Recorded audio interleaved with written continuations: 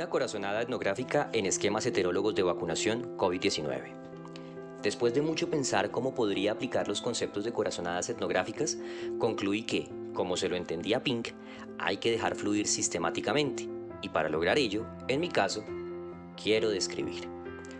Decía Pink que esas corazonadas podrían entenderse como aquellos momentos de la investigación en donde los hechos, las circunstancias, las situaciones, los pensamientos, los sentimientos y todo lo que circunscribe y rodea la investigación, incluidos los investigados e investigadores, se conjugan para orientar, analizar, sistematizar y, en últimas, proponer caminos útiles para la metodología de la investigación o sus resultados en sí misma, creando coherencia.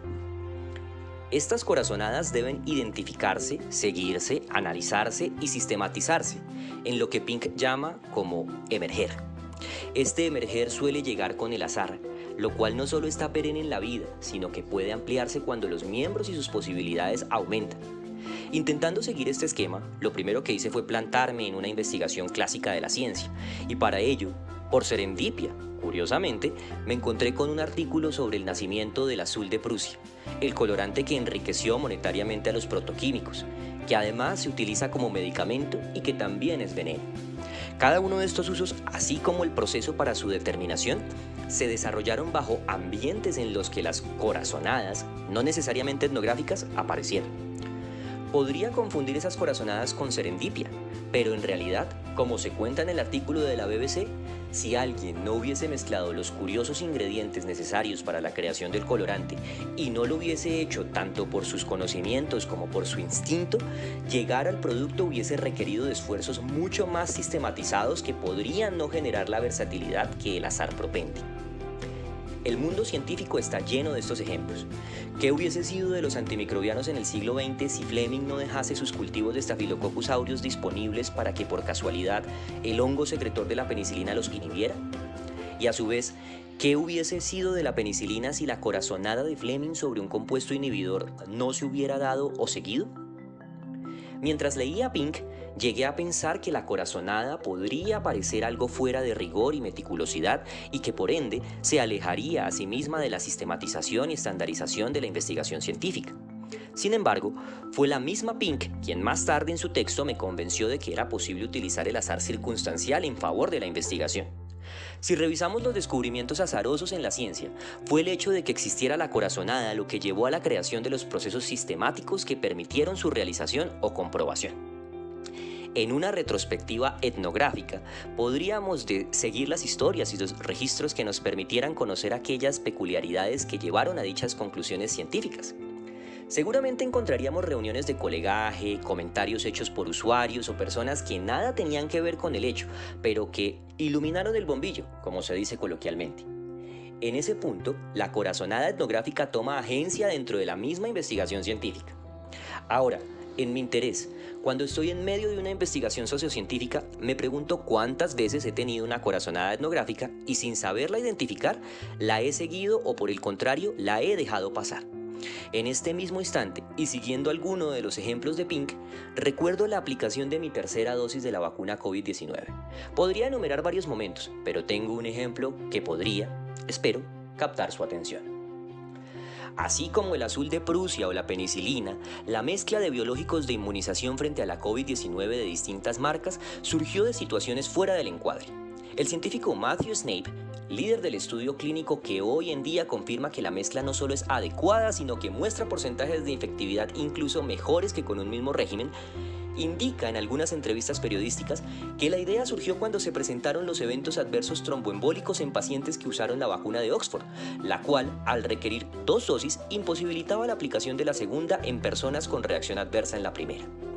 Dichos pacientes no podían considerarse inmunizados, por lo menos bajo los esquemas de emergencia diseñados, por lo que la respuesta fue la administración de una vacuna de marca o tecnología diferente.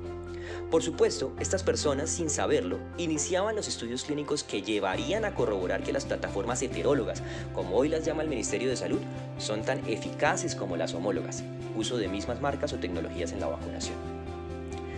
¿Fue la corazonada de Snape o la serendipia de la situación o ambos lo que desembocó en este resultado?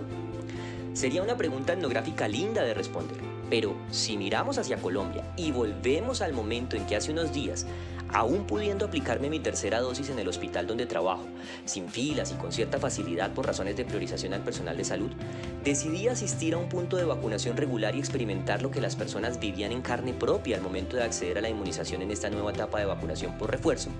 Podríamos ver cómo funcionan la mancomunidad de corazonadas azarosas que Snape refiere. La noche anterior a la vacunación, investigué a profundidad sobre las plataformas heterólogas y homólogas. Después de toda la evidencia y de mis propios juicios profesionales, me convencí por completo de que la mezcla de productos sería la mejor opción. Al llegar al punto de vacunación, comencé a hacer fila. Y siendo chismoso con fines investigativos, comencé a escuchar y estudiar las distintas conversaciones entre los asistentes y funcionarios del punto de vacunación. Escogí un punto neutral, al que pudiera asistir cualquier persona sin distingo de su EPS o cualquier otra razón. Tuve la suerte de tener que esperar casi que al lado de la primera puerta de acceso, en donde el personal de seguridad era el primer encargado de brindar información al público. Me sorprendió ver que los y las guardas de seguridad conocían los esquemas de vacunación de memoria. Se notaba que habían sido entrenados. La información que daban era precisa y en algunos puntos fungen como personal de salud que orienta a los pacientes en temas de inmunización. Muchas personas les consultaban por los esquemas, algunas otras solo preguntaban si había una marca de vacuna en específico, pero antes de responder, ellos y ellas indagaban aún más a fondo los antecedentes del paciente, antes de brindarle la información. Entre otras cuestiones, los y las guardas insistían en que al seguir los esquemas homólogos después de la segunda dosis podría aplicarse un esquema heterólogo. No obstante, muchas personas estaban decididas a aplicarse las vacunas de Pfizer o de Moderna exclusivamente. No decían nada, no protestaban, pero sí se alejaban con miradas de incredulidad y continuando su búsqueda, infructuosa por la alta demanda de estos biológicos frente a los demás. En mi ser solo pensaba en la información que había consultado en la noche anterior. Por supuesto que cada caso es independiente e idiosincrático, pero tampoco podía obviar el hecho de que en los ensayos clínicos hechos con más de 100.000 personas, los resultados habían sido concluyentes con respecto a la mezcla. Me sentía con un bozal en mi boca. Quería decirles a todas las personas que no se vacunaban porque no encontraban la dosis de la vacuna con ARN, que las vacunas de vector viral podrían potenciar la respuesta inmune también. Quería decirles que dos mecanismos de acción distintos lograrían resultados comparables y sobre todo efectivos y seguros. Sin embargo, no podía intervenir. Lo que resulta de esto es que el plan de vacunación se ha visto afectado por la preferencia de las personas para aplicarse un biológico sobre otro. Una decisión no solamente legítima sino personal, por lo que para justificarla las personas se basan en sus conocimientos o sentires. ¿Corazonadas? Lo curioso es que si se vinculan estos hechos con la necesaria validación científica que las autoridades sanitarias realizan, las personas no deberían contar con razones para desconfiar de un producto u otro.